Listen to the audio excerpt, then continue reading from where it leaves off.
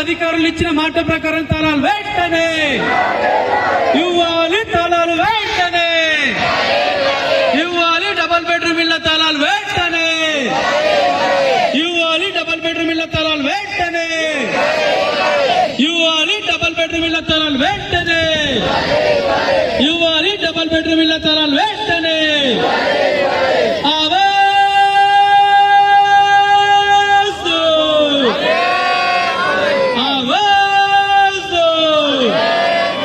నశించాలి double bedroom లబ్ధిదారుల పట్ల ప్రభుత్వం అండి వైఖరి, నశించాలి ప్రభుత్వం అండి వైఖరి, నశించాలి ప్రభుత్వం అండి వైఖరి, నశించాలి ప్రభుత్వం అండి వైఖరి.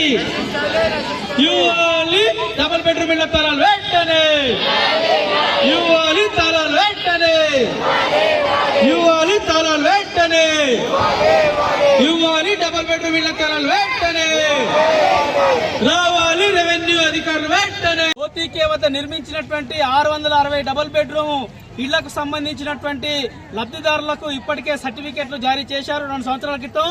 ఈ సర్టిఫికెట్లు వచ్చిన వాళ్ళందరికీ కూడా ఈ రోజు తాళాలు అప్పగిస్తాము అని చెప్పేసి ఎంఆర్ఓ గారు, తహసీల్దార్ గారు ప్రకటించి ఉన్నారు.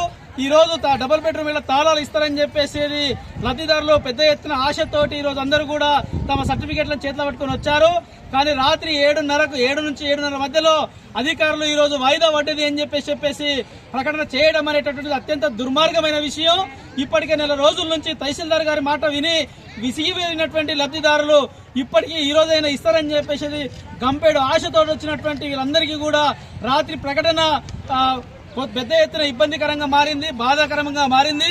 ఇప్పటికైనా అధికారులు దేశజాలకు పోకుండా ఇక్కడ ఈ రోజు వస్తామన్నటువంటి ప్రజాప్రతినిధులు ఎంపీ గారు గాని, ఎమ్మెల్యే గారు గాని, సెట్టింగ్ చైర్మన్ గారు గాని, ఇతర అధికారులు ఎవరైతే వచ్చి తాళాలు అప్పచెప్తామని చెప్పారో మీకు ఎన్ని పనులున్నా దేశజాలకు పోకుండా పేదలైనటువంటి లబ్ధిదారులకు తాళాలు అప్పచెప్పేటటువంటి కార్యక్రమం చెయ్యాలి అని చెప్పేసి మేము డిమాండ్ చేస్తున్నాం. ఎందుకనంటే ఇప్పటికే అద్దె చెల్లించలేక పేదలు పెద్ద ఎత్తున ఇబ్బందులకు గురవుతా ఉన్నారు. వాళ్ళకి ఎట్లాంటి ఆధారం లేదు. కాబట్టి తక్షణమే ఈ ఇళ్ల తాళాలు అప్పచెప్పాలి అని చెప్పేసి మేము డిమాండ్ చేస్తున్నాం. లేని పక్షంలో ఈ ఉద్యమం ఇంతటితోటి ఆగదు, ఈ ఉద్యమం ఇంకా ఉధృతం అవుతుంది అని చెప్పేసి మేము చెప్పదలుచుకున్నాం. Hi everybody, this is Kiriti Damaraju. Like, share and subscribe to Saira TV.